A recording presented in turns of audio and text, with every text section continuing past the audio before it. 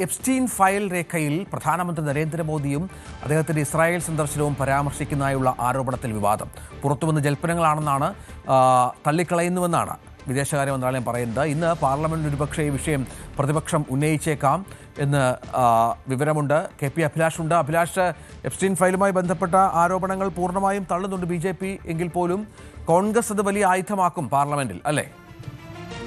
രഞ്ജിത്ത്, അമേരിക്കയെയും അതോടൊപ്പം തന്നെ മറ്റു പല ലോകരാഷ്ട്ര തലവന്മാരെയും ഒക്കെ പിടിച്ചുലച്ച എപ്സ്റ്റീൻ ഫയലിൽ ഇപ്പോൾ ഇതാ പ്രധാനമന്ത്രി നരേന്ദ്രമോദിയുടെ പേരും ഉൾപ്പെട്ടിരിക്കുന്നു എന്നത് വലിയ വിമർശനമായാണ് കോൺഗ്രസ് ഉൾപ്പെടെയുള്ള രാഷ്ട്രീയ എതിരാളികൾ പ്രയോജനപ്പെടുത്തുന്നത് അല്ലെങ്കിൽ ആക്ഷേപിക്കുന്നത്.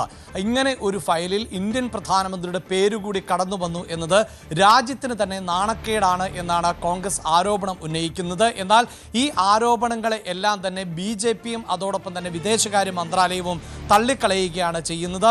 പുറത്തു വന്നത് ജൽപ്പനങ്ങൾ മാത്രമാണ് എന്നും അങ്ങേയറ്റം അവജ്ഞയോടുകൂടി തന്നെ ഈ ആരോപണങ്ങളെ തള്ളിക്കളയുന്നു എന്നുമാണ് വിദേശകാര്യ മന്ത്രാലയം വ്യക്തമാക്കിയിട്ടുള്ളത്. ഈ എപ്സ്റ്റീൻ ഫയലിൽ ഇടം പിടിച്ചിട്ടുള്ള പരാമർശം എന്നത് പ്രധാനമന്ത്രി നരേന്ദ്രമോദി ഇസ്രായേൽ സന്ദർശിച്ചുവെന്നും അതോടൊപ്പം തന്നെ നിരവധിയായ ചർച്ചകളിൽ പങ്കെടുത്തു എന്നതുമാണ്. ഇത്തരത്തിൽ ഇസ്രായേൽ സന്ദർശിക്കുന്നത് തൻ്റെ നിർദ്ദേശപ്രകാരമാണ് എന്ന നിലയിലുള്ള ഒരു ഫയൽ ആണ്, അല്ലെങ്കിൽ ഇമെയിലിൻ്റെ വിശദാംശങ്ങൾ ആണ് ഇപ്പോൾ പുറത്തു വന്നിട്ടുള്ളത്. മോദി തൻ്റെ ഉപദേശം സ്വീകരിച്ചു എന്നതാണ് ഈ ഇമെയിലിൽ വ്യക്തമാക്കിയിട്ടുള്ളത്. തൻ്റെ നിർദ്ദേശപ്രകാരമാണ് മോദി ഇസ്രായേലിൽ പോയത് എന്നും എപ്സ്റ്റീൻ വിവരിക്കുന്നുണ്ട്. അമേരിക്കൻ പ്രസിഡന്റിനു വേണ്ടിയാണ് ഇത്തരത്തിൽ നരേന്ദ്രമോദി ഇസ്രായേലിൽ സന്ദർശനം നടത്തിയത് എന്നും അതുകൊണ്ട് ഇന്ത്യക്കാണ് പ്രയോജനം ഉണ്ടായത് എന്നുമാണ് എപ്സ്റ്റീൻ ഫയലിൽ പറയുന്നത്. എന്നാൽ എന്ത് പ്രയോജനമാണ് ഉണ്ടായത് എന്നത് ഉൾപ്പെടെയുള്ള കാര്യങ്ങൾ ഈ ഫയലിൽ വ്യക്തമാക്കുകയും ചെയ്യുന്നില്ല.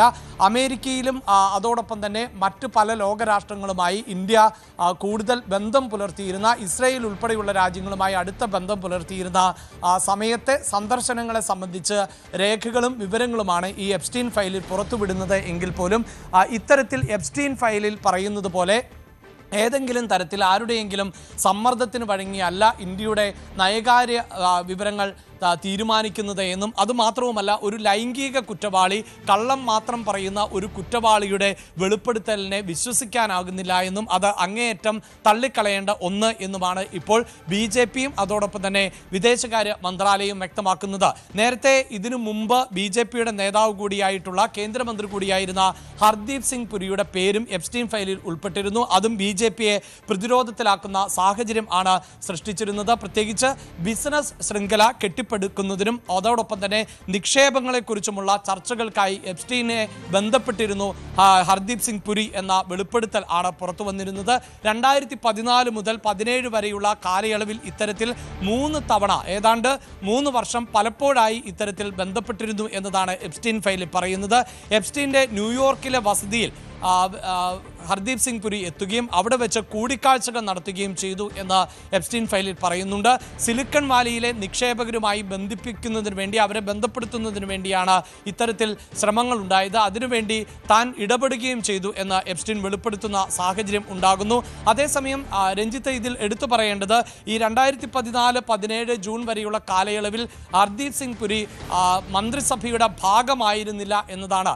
അതിനുശേഷം 2017 സെപ്റ്റംബറിൽ ആണ് ഹർദീപ് സിംഗ് പുരി ഈ മന്ത്രിസഭയിൽ, അതായത് നരേന്ദ്രമോദി മന്ത്രിസഭയിൽ ചുമതലയേൽക്കുകയും അങ്ങനെ പെട്രോളിയം പ്രകൃതിവാതക മന്ത്രാലയത്തിൻ്റെ ചുമതല ഏറ്റെടുക്കുകയും ചെയ്തിട്ടുള്ളത്.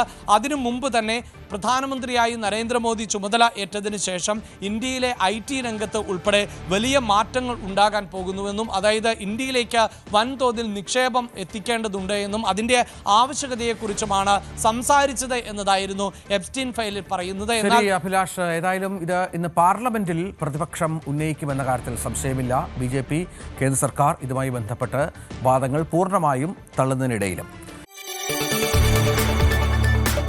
കൂടുതൽ വാർത്തകൾക്ക് News 18 Keralam YouTube channel subscribe ചെയ്യുക.